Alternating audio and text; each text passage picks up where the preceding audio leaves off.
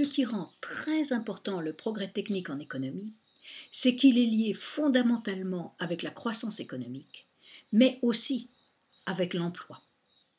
C'est ce que nous allons voir. Quels sont les rapports entre le progrès technique et la croissance économique ?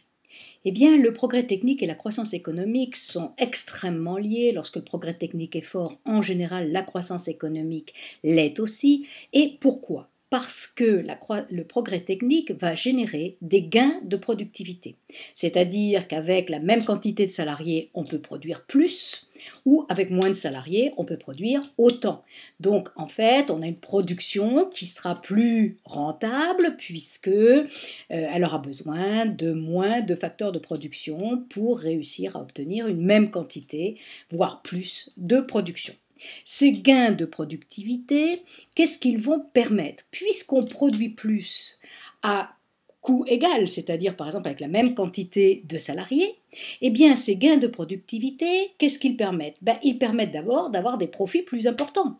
Pourquoi des profits plus importants ? Parce que les coûts sont les mêmes, mais la production étant plus importante, eh bien le chiffre d'affaires sera plus important, et donc les profits augmentent, et puisque ces profits augmentent, on peut augmenter les investissements. Et lorsqu'on augmente les investissements, eh bien on est capable d'augmenter la production. Deuxièmement, les gains de productivité permettent d'accroître les salaires. En effet, si ça coûtait moins cher de produire des quantités supérieures, eh bien, les salariés peuvent peut-être quand même recevoir une partie de cette différence de coût. Et si les salaires augmentent, eh bien, les salariés vont consommer. Et donc, la demande va augmenter. Et si la demande augmente, on peut augmenter la production. Troisième effet des gains de productivité, puisqu'ils ont coûté moins cher à produire, les nouveaux produits peuvent être affectés par une baisse des prix. Si les prix baissent, eh bien, il va y avoir une hausse de la demande et donc, encore une fois, possibilité de croissance de la production. Donc, on voit que ces gains de productivité, à travers la croissance des profits, à travers celle des salaires et à travers la baisse des prix, permettent une croissance de la production, c'est-à-dire une croissance du PIB, autrement dit, une croissance économique. Certes, nous venons de le voir, le progrès technique permet la croissance économique. Mais on peut se poser la question, n'est-ce pas aux dépens de l'emploi ? Est-ce que le progrès technique ne provoque pas des destructions d'emplois importantes, ne provoque pas des licenciements et donc du chômage ? Est-ce sûr qu'il puisse créer des emplois ? Les rapports sont difficiles parfois à connaître exactement, parce qu'il y a une différence entre le court terme d'une part et le moyen et le long terme d'autre part. En effet, si on regarde à court terme, ça peut dire que le progrès technique va réduire les emplois. Pourquoi ? Parce qu'avec ses gains de productivité, par exemple, l'entrepreneur est capable de produire plus avec moins de salariés, donc il va licencier les salariés qui vont être en trop. Donc les gains de productivité peuvent provoquer des destructions d'emplois. En plus, il y a aussi l'obsolescence de certaines activités. Le progrès technique crée des nouveaux produits. Les entreprises qui fabriquaient les anciens produits ferment. C'est la célèbre destruction créatrice. Donc, en fait, à court terme, on peut dire que le progrès technique va réduire le nombre d'emplois. Mais, en fait, à moyen et à long terme, il permet la création d'emplois. On peut regarder cela de manière tout à fait pragmatique. En effet, on peut se rendre compte que ce sont dans les pays où il y a très fort progrès technique, comme les États-Unis par exemple, qu'il y a le plus d'emplois. Par contre, dans des pays comme, je ne sais pas, moi par exemple le Sénégal ou le Niger, où il y a peu de progrès technique, eh bien, il y a très peu d'emplois. Donc on s'aperçoit que les emplois sont beaucoup plus importants là où le progrès technique est fort. Donc à moyen ou à long terme, en fait, le progrès technique crée des emplois. Pourquoi ? On a vu que les gains de productivité, à travers les profits supplémentaires, les salaires supplémentaires et la baisse des prix, provoquaient une augmentation de la production. Or, ces augmentations de la production, elles vont se faire à un moment donné avec une augmentation d'emploi. Et puis, deuxième idée, c'est celle d'Alfred Sauvy. En effet, Alfred Sauvy parle de déversement. Qu'est-ce qu'il entend par là? Eh bien, il dit voilà, s'il y a des gains de productivité, par exemple, dans le secteur primaire, bon, il va y avoir la mécanisation de l'agriculture, par exemple. Naturellement, il y a beaucoup d'agriculteurs qui vont se trouver en surnombre. Mais qu'est-ce qui va se passer? Ces agriculteurs en surnombre, eh bien, ils vont aller travailler dans l'autre secteur. Et ce secteur, ça peut être l'industrie, donc ils vont être ouvriers. Et lorsque l'industrie, à son tour, va connaître des gains de productivité, c'est-à-dire que les machines vont se multiplier, qu'est-ce qui va se passer? Eh bien, évidemment, il va y avoir des salariés en supplément, en trop. Ils vont être licenciés. Mais ils ont un troisième secteur, qui est le tertiaire. Et le tertiaire va embaucher une bonne partie de ces salariés qui étaient donc en supplément dans le secondaire. Ceci, c'est le déversement. Évidemment, le problème, c'est qu'actuellement, il n'y a pas de secteur quaternaire et que donc, si on fait des gains de productivité dans le tertiaire, que faire de ceux qui ne seront plus des salariés nécessaires? Mais malgré tout, cette idée de déversement d'Alfred Sauvy est intéressante parce que, en fait, on s'aperçoit qu'il y a une transformation de la structure des emplois. Autrement dit, les emplois qui étaient essentiellement dans le primaire passent dans le secondaire, puis du secondaire vers le tertiaire. Donc la structure des emplois dans les pays est différente. Et aussi leur nature, parce que les emplois deviennent de plus en plus qualifiés, par exemple. Et donc, ils se transforment, c'est de plus en plus des emplois de bureau plutôt que des emplois industriels ou agricoles. Et donc, la nature de ces emplois est totalement différente. Donc, cette idée de gain de productivité, de déversement, fait qu'on s'aperçoit que sur le moyen ou le long terme, il y a création d'emplois.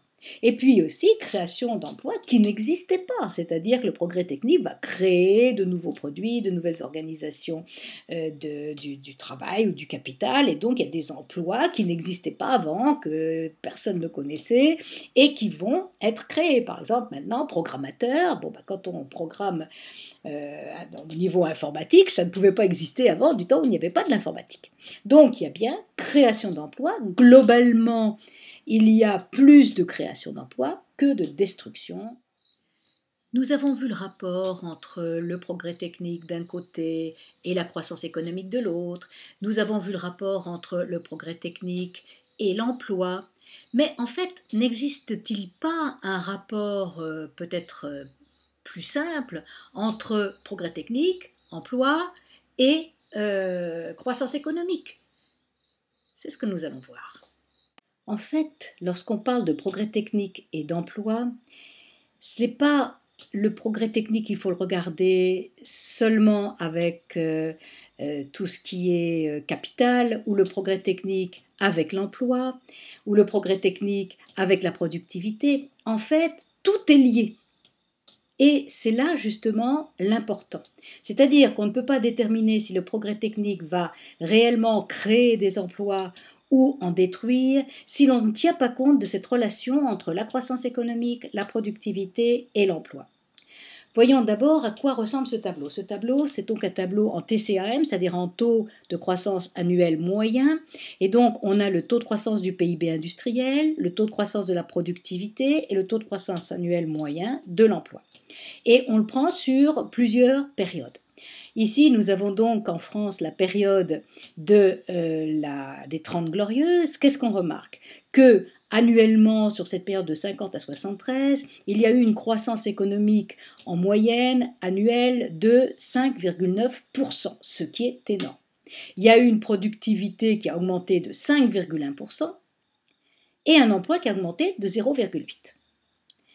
Si je regarde par exemple 1990-2000, je m'aperçois que le PIB n'a pas beaucoup augmenté à 1,7%, que la productivité par contre a quand même réussi à augmenter de 3%, et je remarque que le résultat c'est un emploi qui baisse de 1,3%. Comment est-ce qu'on trouve ces chiffres ici d'emplois avec des plus ou des moins?